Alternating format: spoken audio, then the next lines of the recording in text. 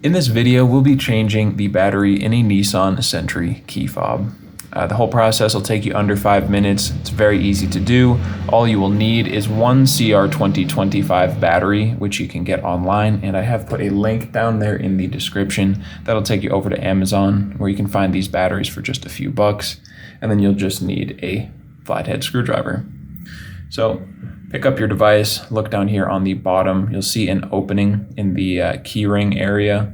Just insert your flathead screwdriver in. You could also use a coin for this part and just twist, insert and twist, and it will start to open up. You can then just pull it apart with your fingers. Now I'm just going to use the same flathead screwdriver to come in up in the corner here. There's a little opening that will allow us to pry the battery out. Just gently get under the battery and lift it up and it will come out. Here it is, the CR2025 battery. When you're putting your new battery back into place, make sure that the positive side that has the plus sign is facing down. And you'll just push it into place, snap it down so that it sits flat in there, positive side down. From here, we're just going to reattach these two pieces, and with that, be done and good to go.